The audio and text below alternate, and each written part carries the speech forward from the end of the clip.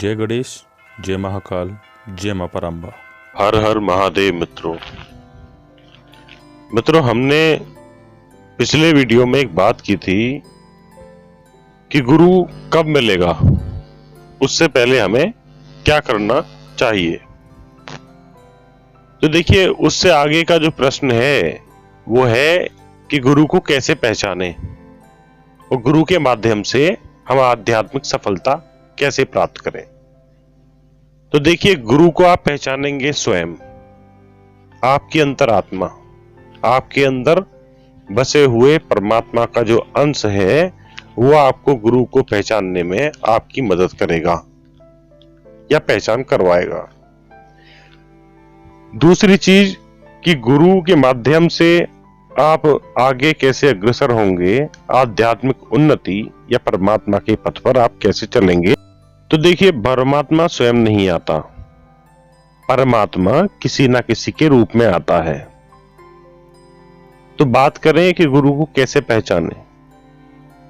आपका विश्वास, आपकी अंतरात्मा आपको गुरु की पहचान करवाएगी।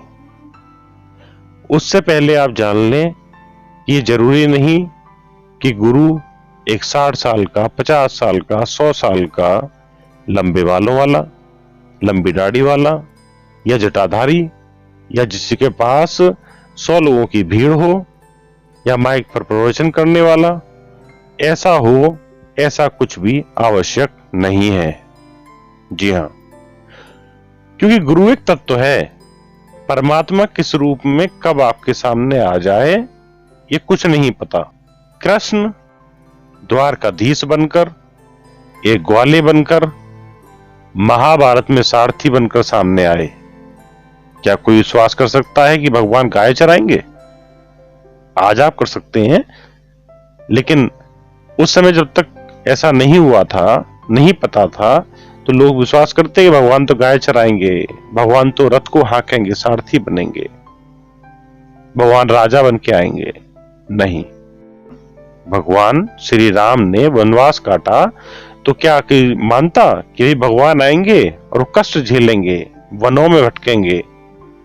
माता सीता, जो कि माता लक्ष्मी का रूप है, उनका हरण होगा रावण के द्वारा। नहीं मानते, लेकिन जब हुआ, सबको पता लगा, तो बोले हाँ हाँ हो सकता है ना। तो इसी प्रकार भगवान आपके सामने किसी भी रूप में आ सकते हैं। उनको पहचानने का एक ही तरीका है कि आप अपनी अंतरात्मा को जागृत कीजिए। जब तक गुरु के बिना कुछ कर सकते हैं उतने चलिए, जैसा कि पहले आपसे कहा गया। और जब आप दोराहे पर, तिराहे पर या चौराहे पर आ गए, आपको एक मार्गदर्शन, एक रास्ता बताने वाले की आवश्यकता है, तो आप परमात्मा से प्रार्थना करो। उसके बाद परमात्मा आपकी पुकार सुनकर, आपकी दृढ़ता देखकर, आपका विश्वास परमात्मा पे देखकर कि हाँ मैंने बोला है तो मेरा परमात्मा मेरी बात मानेगा, मेरे लिए गुरु भेजेगा, ये आपका अटल विश्वास होना चाहिए। क्योंकि विश्वास से ही हर चीज संभव है। बिना विश्वास के अगर आप दवाई भी खाते हैं और आप सोच लें कि इससे मुझे फायदा नहीं होगा, तो दुनिया का कोई नीम, हकीम, वैद्य, डॉक्टर, सर्जन आपकी बीमारी ठीक नहीं कर सकता। क्योंकि कहते हैं ना कि जिस प्रकार हमारे शरीर में हमारी रोग प्रतिरोधक क्षमता ही हमें ठीक करती है। बॉडी के ब्लड में जो व्हाइट सेल्स हैं, वही जो प्लाज्मा कहलाते हैं, वो हमें ठीक करते हैं।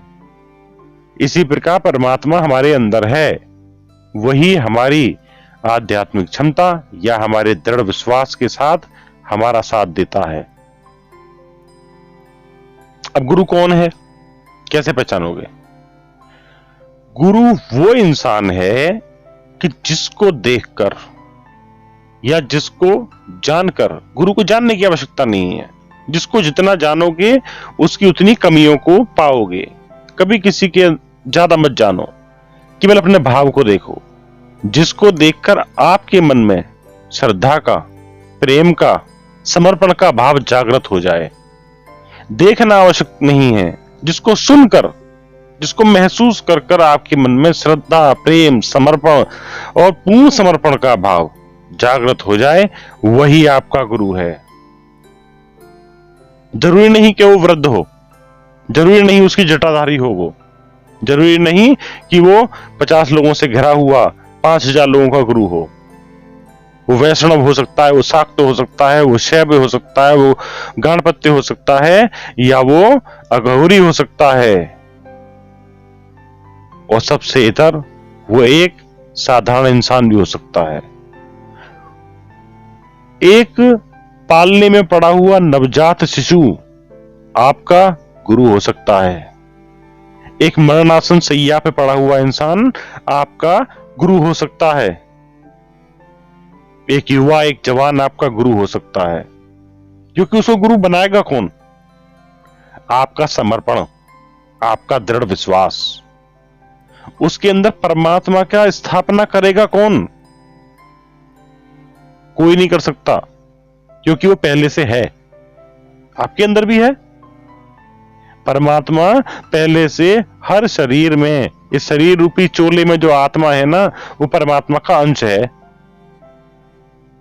आत्मा और परमात्मा का भेद अभी बताने लगूं ना, पूरा तो बहुत लंबा वीडियो हो जाएगा। वो फिर किसी और वीडियो में हम बताएंगे आपको कि आत्मा परमात्मा को आप कैसे समझो। तो हर एक किसी के अंदर परमात्मा है। जो आत्मा है वो परमात्मा का अंश है। तो जहां समर्पण हो गया, समझ लेना परमात्मा आ गया। अब परमात्मा से हम अपना मार्ग कैसे निश्चित करें? तो जहां आपके मन में श्रद्धा है, उस श्रद्धा को इतना प्रगाढ़ कीजिए, इतना प्रगाढ़ कीजिए कि आपके लिए उसका हर कथन, उसका हर इशारा, उसकी वाणी से निकला हर शब्द वो परमात्मा का शब्द है। जिस दिन आपके अंतर मन से, आपके हृदय से, आपकी आत्मा से आपने उसको स्वीकार कर लिया कि इसने जो बोला वो मेरे परमात्मा ने बोला है, और मुझे इसी से परमात्मा की प्राप्ति होगी, या मेरे रास्ते का मुझे मार्ग मिलेगा, मैं इसी से पार उतरूंगा। आपको वो छोटा बच्चा बोलता नहीं है। आप छोटे बच्चे के पास गए, आपके मन में इच्छा थी कि परमात्मा में क्या करूं कि मुझे आपकी प्राप्ति हो, मैं आपको कैसे खुश करूं। आज मेरा मन है मैं आपको खुश करूं। बच्चे से मिले, आप मेरा बेटा कैसे हो, आप, क्योंकि आपके मन में उसके लिए श्रद्धा है। आपने पूछा कैसे हो, क्या चाहिए, मैं क्या करूं। उसने कह दिया मुझे बहुत भूख लगी है, दूध पीना है। तो उसको मान लीजिए परमात्मा का जो है वो वाक्य है, वो दुनिया का ब्रह्म वाक्य है। आप उसको दूध पिलाइए और आप सोचिए कि मेरे परमात्मा ने मांगा, मैंने दे दिया। और जब आप उसको हृदय से मानेंगे, हृदय से अपनाएंगे इस बात को कि यही मेरा गुरु है, इसी में मेरा परमात्मा बसता है, तो आप सोच लीजिए उस दूध को पिलाने के बाद में आप अंदर से बहुत हल्का महसूस करेंगे। आपको अनुभव होगा कि आपने अपने परमात्मा की सेवा कर दी। कोई वृद्ध इंसान है, चलने फिरने में अक्षम है, सक्षम नहीं है, और आप सोचते हो कि यही मेरा गुरु है। आपको अंदर से दृढ़ विश्वास है कि इसी मेरा परमात्मा है, यही परमात्मा के रूप में मेरे पास आया है, परमात्मा इसके रूप में मेरे पास आया है। उसने आपसे कहा कि बेटा मुझे उठ के खड़ा कर दो, मैं थोड़ा चलना चाहता हूं। आपने उसकी से मदद की, तो आप सोच लेना कि आपको परम आनंद का अनुभव हो जाएगा। तो गुरु कोई बंधन नहीं है, गुरु हमारा विश्वास है।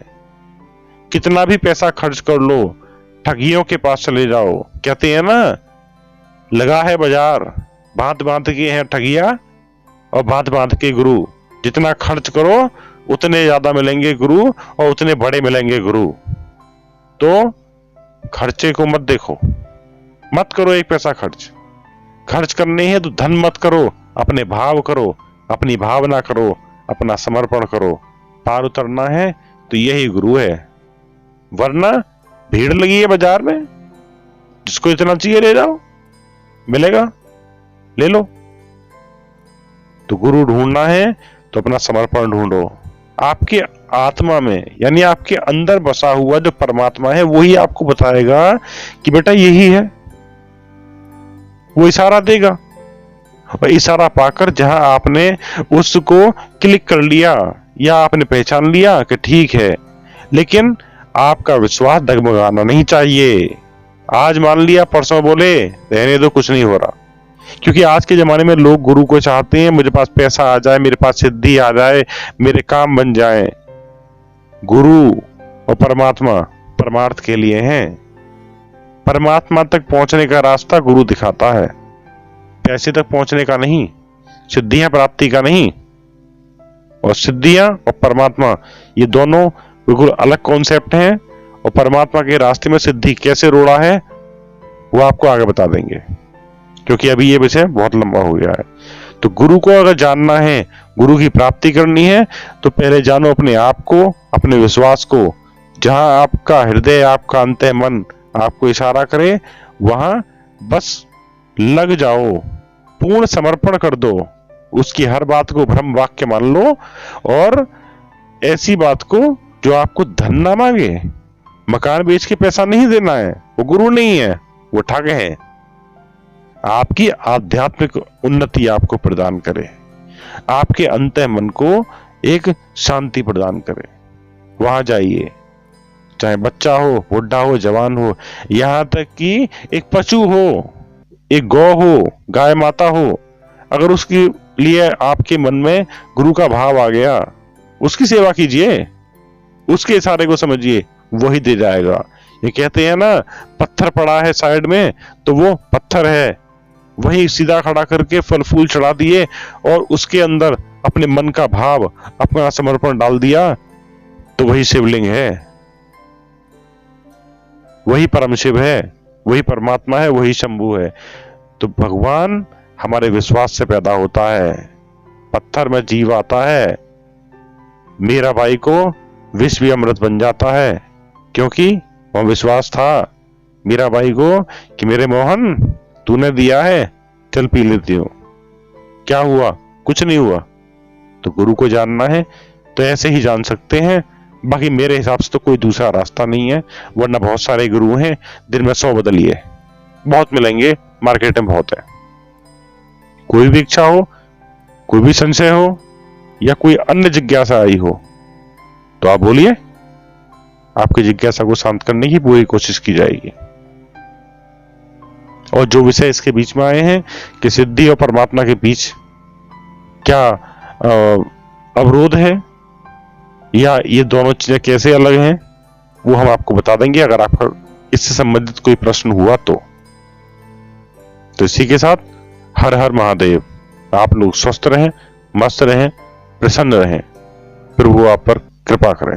कैसा लगा आपको आज का विषय और विश्लेषण? कमेंट करके बताइए।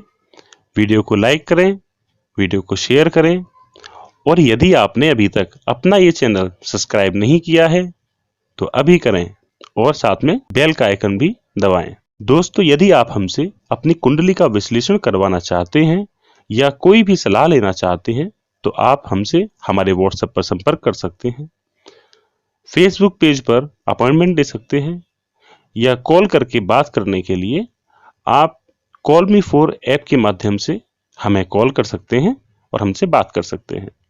तो दोस्तों, मिलते हैं अगले वीडियो में। तब तक आप लोग स्वस्थ रहें, मस्त रहें, प्रसन्न रहें। धन्यवाद।